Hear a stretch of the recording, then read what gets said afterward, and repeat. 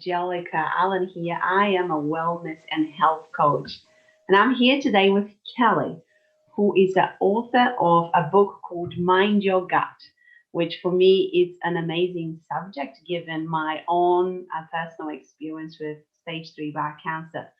And she's also a stress resilient and mental wellness trainer. Again, I think that it's an amazing subject that we can all talk about and be affected in our day-to-day lives as well. So, hi Kelly, how are you? Hi, good. How are you? I am good, thank you. So tell us a little bit more about your book, your journey. How did you get here? How did you get to choose to focus on gut and stress management and mental wellness? Awesome. Thank you. I'm really happy to be here with you. Thank you. So this is the book. Oh, it doesn't like my background. It doesn't like being that, yeah. It doesn't like my background. Never mind. So the book, I kind of started and stopped for many years, and then ended up really getting on it about a year and a half, 2 years ago. And the journey has really been my own mental health struggles that I had starting at 23 years old. Just a sudden, really big, drastic change in my life. And I can tell more about that or not, but that's kind of where it all started. So was it something that happened in your life, or was it something that triggered, or? So it was kind of a bizarre thing, but I had sudden onset OCD, obsessive compulsive disorder, and it was very sudden. And I had a little like generalized anxiety before that, but it was, I could deal with it. Like, things would bother me here and there, but it's something I could deal with. Where this was debilitating when this started for me. I actually ended up spending about 3 months in bed. I could hardly, get out of bed other than going to the restroom and things like that. I ended up like, it's a bizarre story, but I could put on a pair of pants. It could take me like 30 minutes to get them on because it had to be like just right. It was, yeah, I gotta. Yeah. Thankfully, I'm nothing like that now. Yeah. So that's kind of. Do you think it was something that was a build up to get to that state? Because I know that people might have an anxiety they might feel that they can manage. Right. How did the jump happen? Well, so not till many years later, through talking with a chiropractor who was a neurology fellow, like the year before that sudden onset of that, I was in 2 different car accidents. And they were pretty bad. And I had one where I was rear-ended. And then 3 months later, a guy pulled out and kind of like T-boned me, like in the very front corner. Oh. And that one, I actually blacked out. Oh, okay. And, because I could walk after the accident, they just sent me home thinking nothing of it. I had headaches for weeks and things like that. And so then it was about 8-9 months later. Okay. When I had that sudden onset. And it was I probably had lots of brain inflammation going on. I definitely had a lot of pain in my back and my neck, my shoulders. And at the time I was a cosmetologist, so I was on my feet all day. I was, leaning over and doing things like that all day. So, it's at the time there was no explanation for it whatsoever. But years later, now it kind of, when you go back, it's like, oh yeah, that makes sense. Yeah.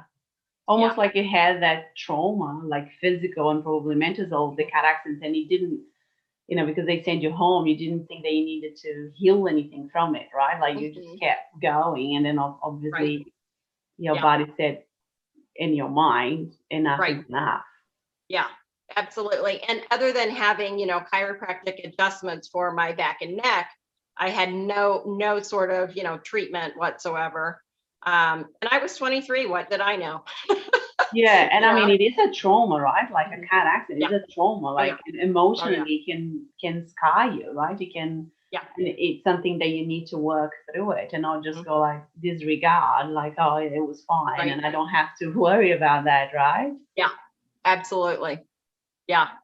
So yeah, I ended up struggling with really high anxiety from that, really all through my 20s and 30s and into the beginning of my 40s, and a good 20 years. And I was on lots of medication, talk therapy, and I always knew there had to be something, and I kept seeking it out, but that there had to be something different, better, and more I could be doing.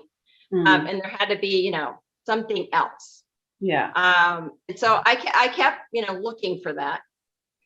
Yeah, How definitely. did you feel like when you go back to those years of doing talk therapy and medication? Did you feel that it was helping, or how did you feel in yourself?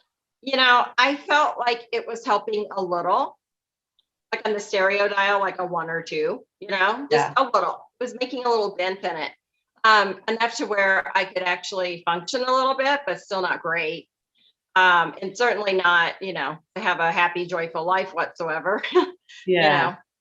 So it wasn't good. And I went back to psychologists, psychiatrists. I even went to the neurologist thinking, oh, the neurologist will have my answer, the brain doctor, right? Yeah. No different answer from the brain doctor, unfortunately. Just take your medicine and have your therapy, and that's all there is. But I had a gut feeling that there had to be something more. I really did. Yeah. So, and how did you started seeking this other way, this other path? I'm sorry, can you say that one more time? How did you start seeking this other path? How did it come about? Because it's hard, isn't it? Like when you're stuck and when you're listening to the doctors and you're doing everything you can, because that's all you've been told to do, right? How did you come out of it? Right. Can you hang on 1 second? The sun is like coming right in. Yeah. I'm just gonna tweak that really fast. It'll be really quick.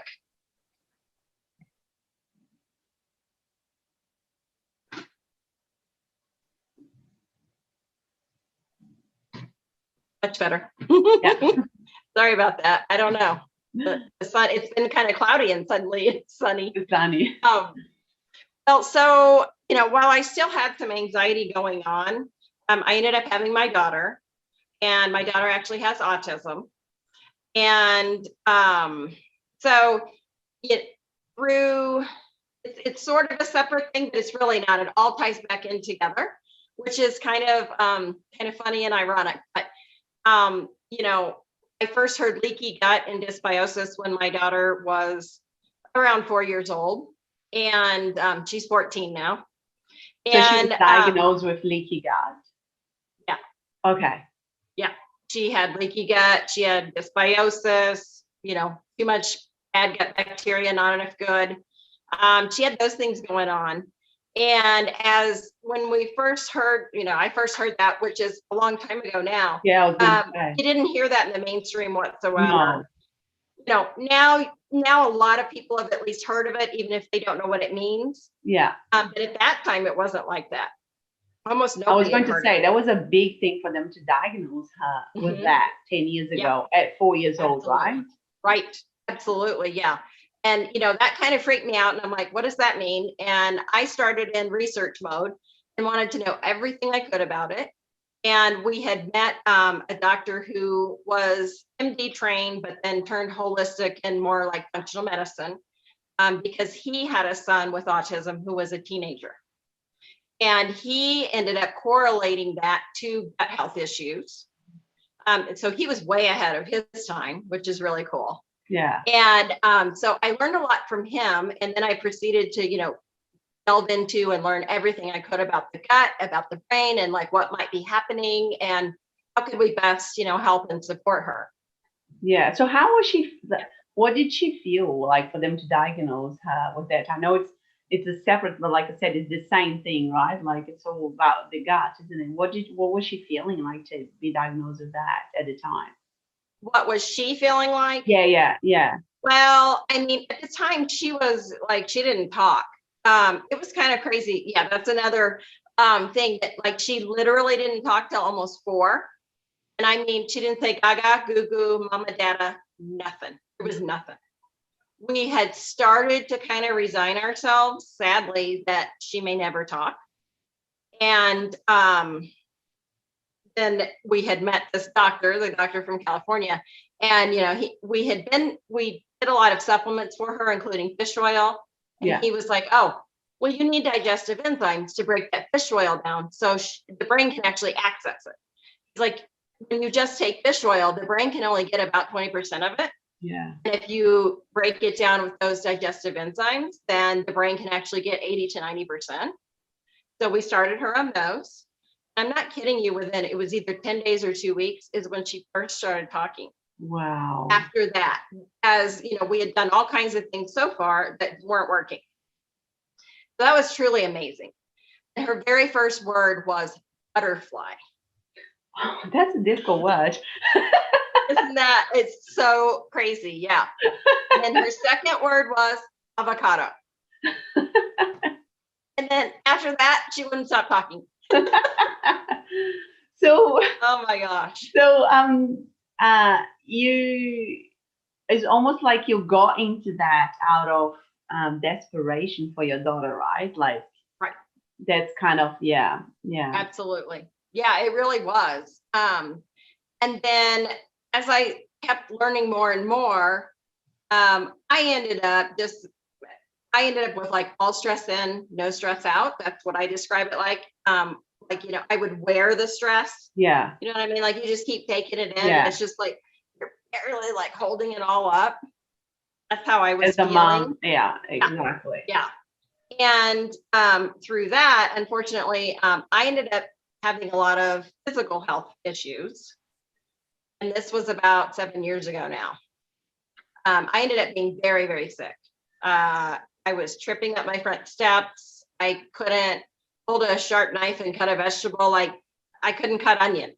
I mean, because I couldn't even like grip it hard enough to cut an onion. Wow. I had a lot of gut issues going on. And as that whole fiasco progressed, number one, I realized that keeping all of that stress in and holding that in, and I had, with all that anxiety too, I had so many years of just like stress. My body was in demise. It's that whole buildup, and finally my body couldn't take it anymore. And I had all of that going on. So I had the gut issue. And then my very worst symptom that I had, the physical symptom, was I had like a Parkinson's like tremor going on in my head. So it felt like my head was doing this. Oh, wow. As it turns out, it really wasn't, but it felt like that for an entire month. Like it was bobbing and bobbing. And you were so young, right? You were so young. How? Well, okay. So this physical demise is after my daughter. So this is about 7 years ago. The whole physical part. I mean, young enough for all that, right? To have a, like a Parkinson tremor, like yeah, you wouldn't think. Yeah, exactly. I know it's really, it's too much. So the very first day that started, where I felt that, I first felt it, and I'm like, what is that? What's going on with me? I went and ran over to the mirror and looked, and as I felt like it was moving, I'm like, what is that? Well, I wasn't moving. Like it was just, it wasn't. God, Kelly. And I'm like, what the heck? And then that night when my husband got home, I like ran to the door. I'm like, is my head moving? And he's like, no, what are you talking about? And I'm like, well, it feels like my head's moving. Like, it's not. And I'm like, okay. And then literally for like 30 days, for a whole month, it didn't stop. Like even when I'd lay down to go to bed, when I'd wake up, it didn't matter. And so that and it was wasn't like scary. was it like a vertigo? No, it was just more like that. It was that annoying constant thing. More just that bobbing feeling. Yeah. Which is really strange because I could still see normally, which was kind of odd, but with what it was, and then I can specifically remember the day, like the very moment when it quit doing it. The family was sitting at a restaurant, we were eating, and suddenly it quit. And I was just like kind of looking around, and I'm like, and then I say to my family, in my head, this woman Again, in my and your head husband, quit. not that question again. And they're like, it's still not moving. I'm like, okay. I was scared to believe it had stopped.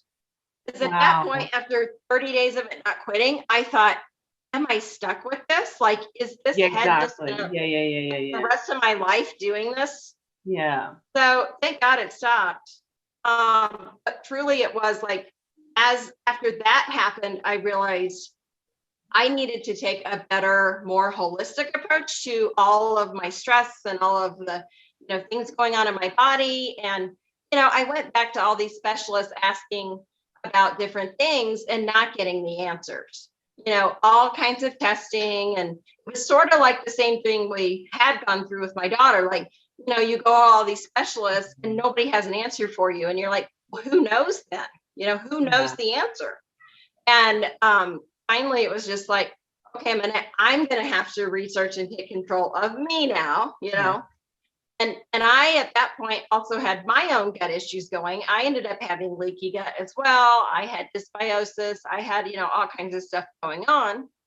And it's too bad it took that to realize it, but then I finally realized, oh, what's good for the daughter is good for the mother.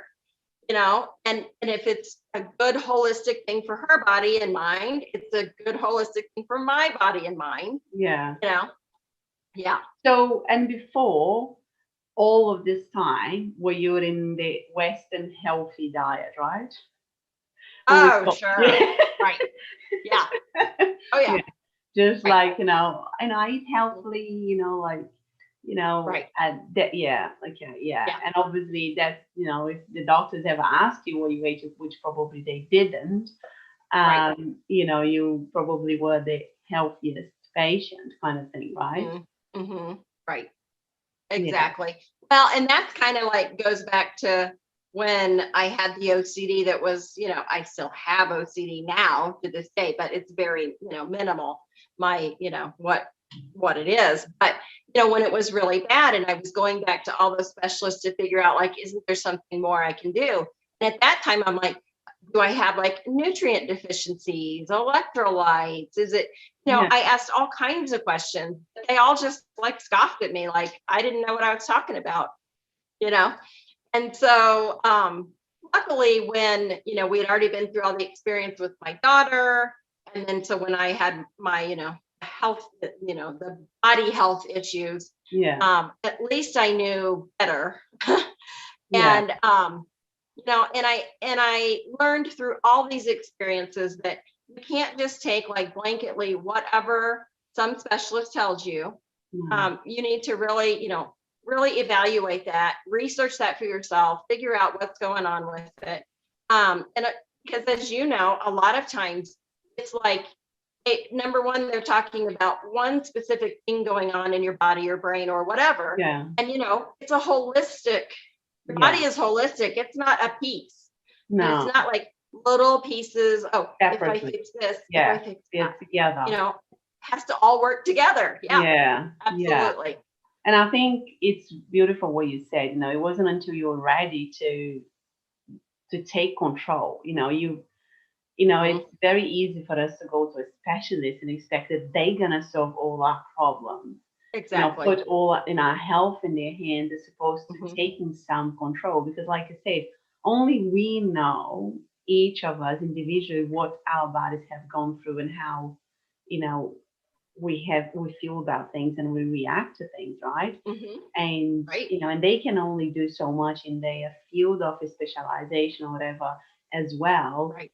and Yeah. and I think that the most important thing when it comes to health is just taking back the control and starting experimenting things to see what it works for you, because it's Mhm. complex, like the whole Right. gut. I mean, they're starting, Oh like yeah. I said, to research now, but there's so much to it.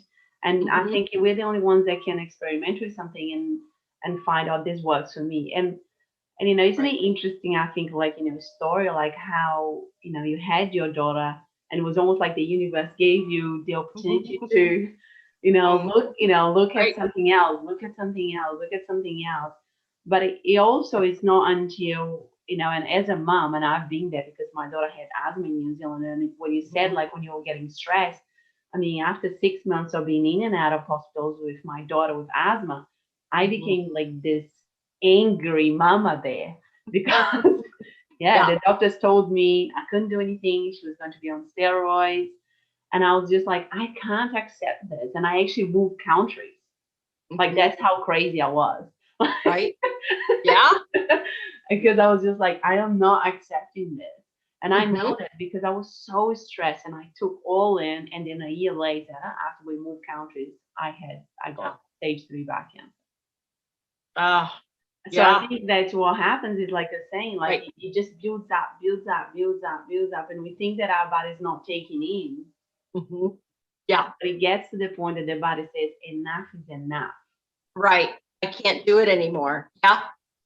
Exactly. And that's I did a talk last night and I talked about that, when your body is in dis-ease, that's when disease comes about, Yeah, because that constant, yeah, constant chronic stress, even if it's low level, it's a lot for your body to yeah, take. yeah, And your body is pushing out all those same stress hormones and chemicals and going through all of that, even if it's little, even if it's not, I'm running from a bear. And exactly. so yeah, it's just it your body is finally like, that's it, I'm done. I Exactly. And can't what take you it said is anymore. true. Like the low level stuff is the stuff that we think that we can take. But Hmm. the lives that we live these days, there is so many low levels, and we Right. don't have a way to release that, right? To distress from that. And we were Right. talking a little bit before that you mentioned that on your book you talk about that. Yeah. That is crucial. That is like crucial. If Yes. you're not doing something daily to get rid of this low level, Right. Yeah. stress and disease that Hmm. you experience, that's when the disease comes in and it gets on top of your body. Absolutely. And so many people don't know that and don't realize that. Yeah, And that's, I want to bring that forth that, you have got to find a way to get rid of that stress, whatever that is for you. you yeah, know and that's, I've researched and come up with lots of different, tips and tricks and tools that people can use. And that way, and they don't, a lot of them don't take a lot of time, they don't take money. yeah, It's simple little things you can do and just like kind of recalibrate the body, yeah, reset the nervous system, get calmed back down. It just takes you a couple minutes, if you do a yeah, few of these different things during the day, and then like doing that mindset check during the day, and it depends on the person, but I have some people like set a timer, for twice a day or maybe yeah, once an hour and just check in like, oh, what are my thoughts right now? yeah, Are they actually helpful in serving me or are they like dragging me down? yeah.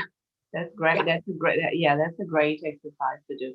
If you have a reminder on your Hmm. phone for every hour, wow, Right. that's Right. amazing. Yeah. Yeah. And so, when you started changing everything and said, I've got to do something, I always think about people that are listening to this at home and thinking, I'm in such a deep hole, right? Like, how can I get out? Like, and it Right. sounds like you were there, right? Like Right. you Oh yeah. had physical, like, all the issues, emotionally, Mhm. you had your daughter as well that you wanted to help. How did you started getting out of it, with your research and everything that you did? Mhm. So I started, number one, I started getting out in nature more. At the time, my body wasn't doing great, but I would go sit out in the backyard. I would ground my feet. At the time, I was doing really bad, literally like 1 to 3 in the morning. I would be up, I'd go outside and go, barefoot, ground my feet. Wow. And 15 minutes, like if I was having a pain in my body, I would actually feel better, which Wow. is really cool. And besides it, like dissipating the pain, it also kind of took away that stress, that Yeah. stress sensation. I started meditating more. And for me, for years when I was younger and having all that anxiety, both of my sisters who are older than me, they would always say, oh, you just need to meditate. Oh, you just need it. And I'm like, I can't meditate. My brain never shuts up, like it will not stop. It's nonstop. And so I discovered then when I had all this physical stuff, like guided meditation actually worked for me. So I would actually be, hearing some music, listening to a voice, and I could follow along with that and actually, pay attention, because it wasn't just my brain, Exactly. whirling out of control. Yeah. Awesome.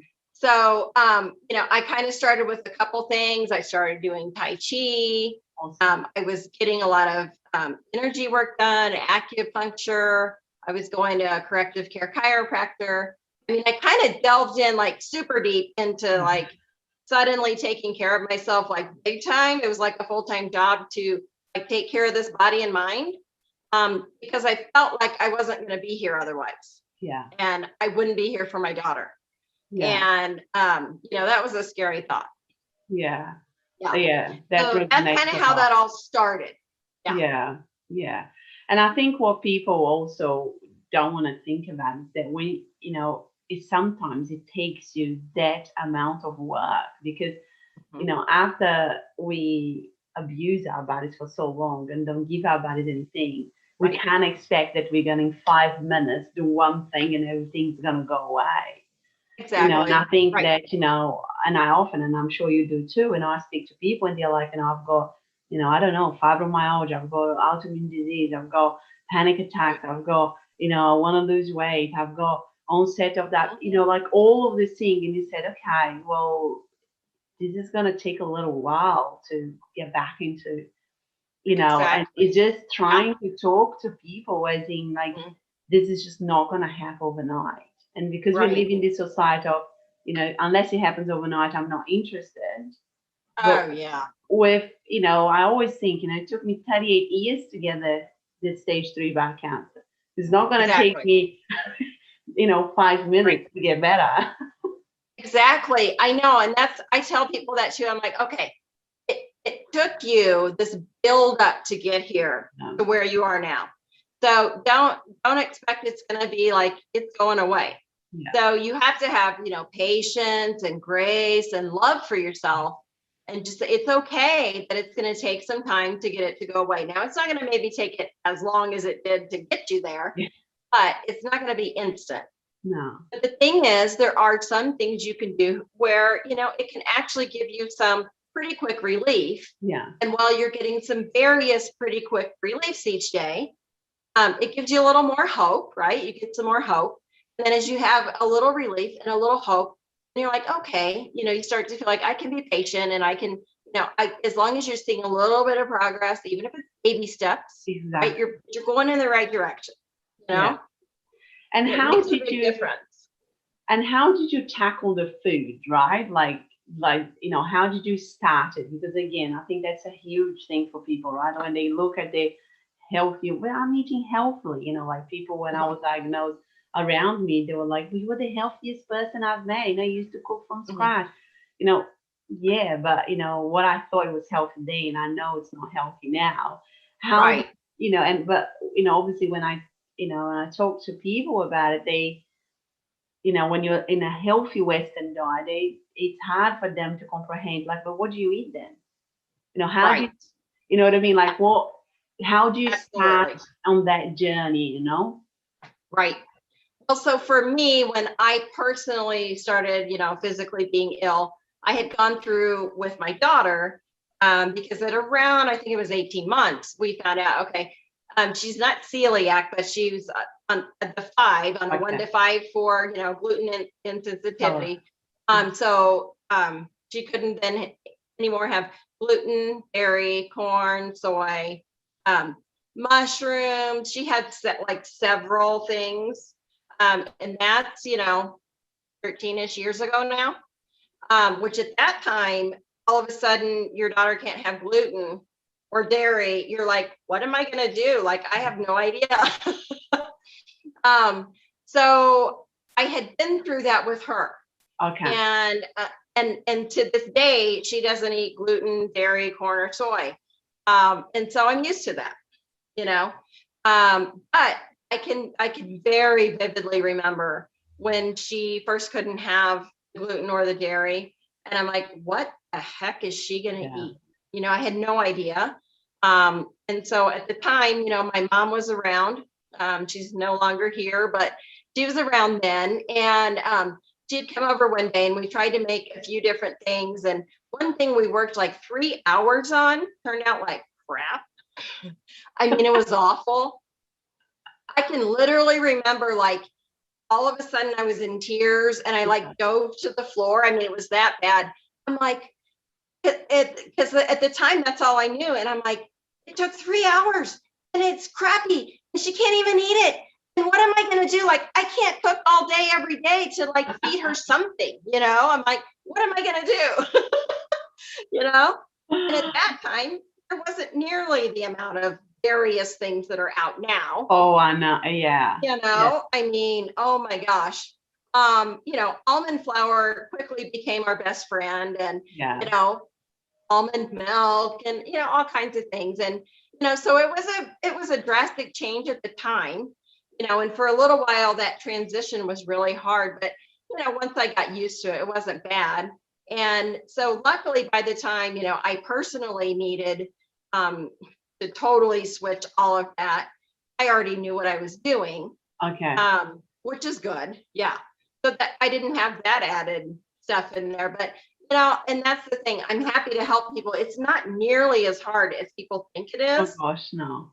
Just not what they're used to. You know? Exactly. Yeah. Yeah. And so when you had the leaky gut, so you were already not eating gluten and corn and all of that. Like how? Right. So did you change your diet even like further from that, or? Well, yeah, for about a year and a half, 2 years, I did the Fodmap diet. I actually, you know, I was so bad that I had all of the sensitivity testing done to figure out like what exactly was bothering me.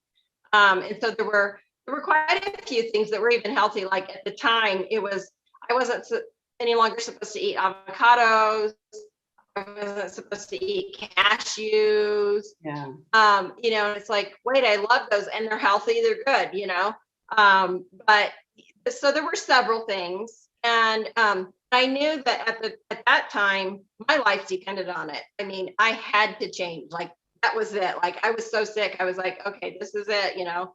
And Yeah. so luckily And I I had think, at and least I I had think that there's, background, but and I think there's lots of people these days getting allergies, food allergies, especially with even healthy food, right? Like avocados, right. like Oh, random yeah. things, right? Right. And I think there is again a big link to their emotional state, right? Because all of a sudden Right. these people are getting allergic to odd things out of nowhere. Mhm. No, you know, not Right. anymore gluten, corn, and soy, but like things like avocado, Sure. and Oh, yeah. and I think that it's becoming a big issue these days as well. And Right. it's like where to from here, right? Like Mhm. if I can't even Yeah, eat absolutely. tofu, like what am I going to eat, right? Right. So, Absolutely. so it sounds like you were in that kind of, you had to really put like a And super it special diet really for pared you. down. Yeah. Yeah. Okay. But here's the thing. So I went through that year and a half, 2 years. I healed my gut. I sealed my gut. My gut health is, you know, immensely better. And then you could just reintroduce all of that Yeah. and, you know, good stuff, healthy stuff. Yeah. But yeah, and you know, taking those great probiotics and prebiotics, and then you know, having digestive enzymes, just like for my daughter, just like what you know helped her, also helped me. Yeah. Um, so yeah, once you once you actually get to that place where you know you're healing the gut and the gut is actually doing well, and you can reintroduce those. And you know, once you know, if you're doing kind of the 80-20, like I eat healthy 80% of the time, 20% of the time I don't, that kind of thing. I mean, in general, if you have a healed gut, you can deal with that, you know? Yeah. Yeah, Yeah. that's good because I think people think like, oh my God, I'm gonna have to do this forever. It's like I said, no, Mm-hmm. a gut is like it Mm-mm. starts building up, isn't it? Obviously, in the healing phase, you might need to, but Right. after that, it's like introducing and getting your gut used to the foods. Um, can you talk a little bit about the relationship between sugar and mental health?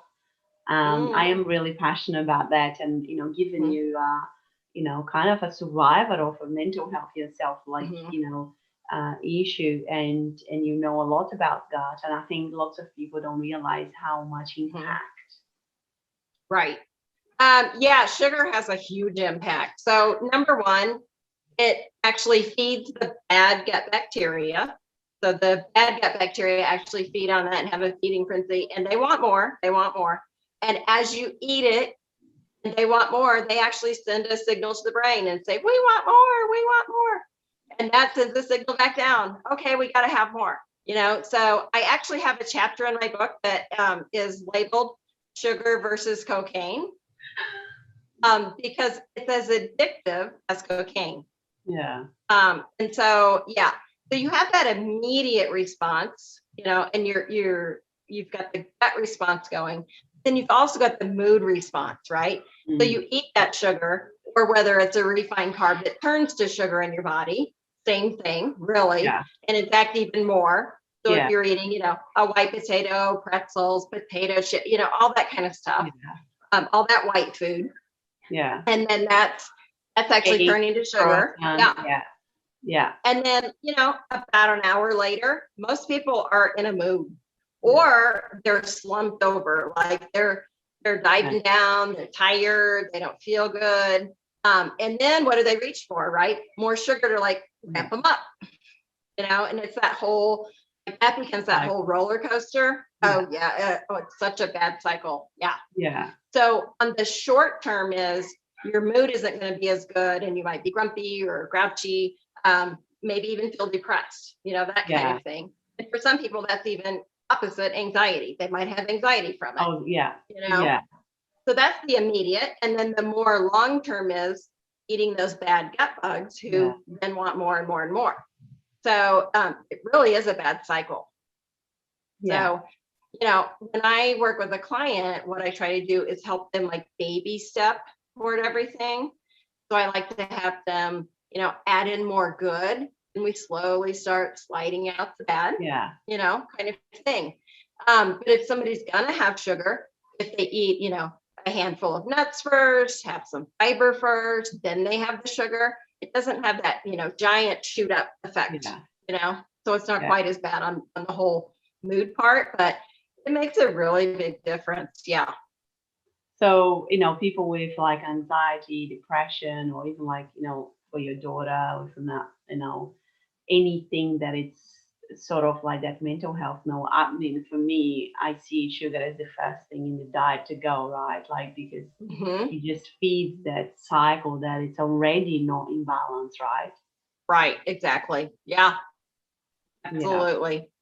So, the more green leafies, fibery veggies you can get in, the protein, all of that, the healthy fats, also much better for your brain, for your mood, body and brain, all of it. Yeah. Yeah.